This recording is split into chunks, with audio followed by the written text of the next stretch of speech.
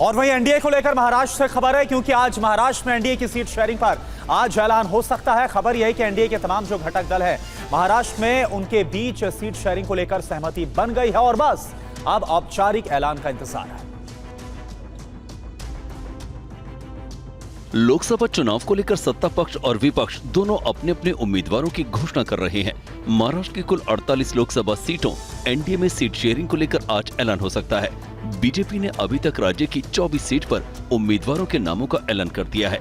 BJP ने तो उम्मीदवारों का ऐलान कर दिया, लेकिन शिवसेना शिंदे गुट और एनसीपी अजित पवार गुट ने अभी तक अपने उम्मीदवारों की घोषणा नहीं की है।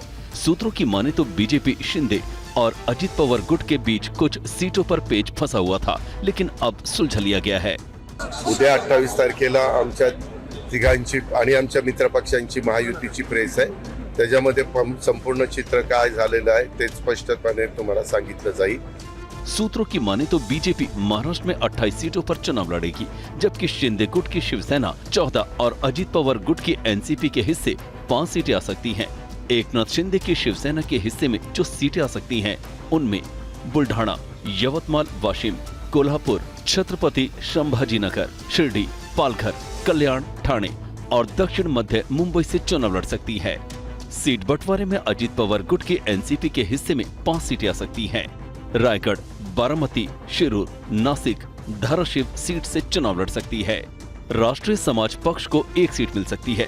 राष्ट्रीय समाज पक्ष परभणी सीट से अपना उम्मीदवार उतार सकती है। सीट शेयरिंग के ऐलान के बाद तय हो जाएगा कि किस पार्टी के उम्मीदवार कहां से चुनावी मैदान में उतरेंगे। वहीं महाविकास आघाड़ी की अगर बात की जाए तो अभी तक सीट शेयरिंग पर कोई फैसला हो नहीं पाया है। जहां एनडीए की बात की जाए तो औपचारिक ऐलान हो सकता है, लेकिन ना महाविकास आघाड़ी में अभी तक जो पेच है वो फंसा हुआ है। महाराष्ट्र में एनडीए में सीट शेयरिंग का फॉर्मूला तय हो गया है, जबकि एमवीए में अब भी महाभारत जारी है। सीट शेयरिंग पर कई दौर की बैठकों के बाद भी बात नहीं बन पाई है। सीट बंटवारे से पहले ही शिवसेना यूबीटी ने 17 सीटों पर अपने उम्मीदवारों की घोषणा कर दी है। इस ऐलान के साथ ही एमवीए में नाराजगी खुलकर सामने आ गई है। कांग्रेस और शरद पवार एनसीपी गुट में भी नाराजगी जताई है। कांग्रेस नेता आलाकमान के फैसले का इंतजार कर रहे हैं, लेकिन संजय निरुपम ने नाराजगी जताई है। मतलब मुंबई की 6 सीटों में से 5 सीटों पर शिवसेना लड़ेगी और 1 सीट खैरात की तरह कांग्रेस के लिए छोड़ दी गई। यह पूरा जो फैसला है कांग्रेस पार्टी को मुंबई में दफन करने वाला फैसला है। मैं इस फैसले का निषेध कर रहा हूं। वहीं शिवसेना उद्धव गुट ने कहा है कि कोई विवाद नहीं है।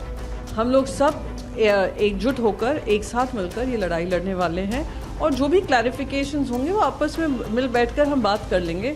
इसमें कोई दो राय नहीं है, पर ये बहुत स्पष्ट है कि हमारी लड़ाई बड़ी है।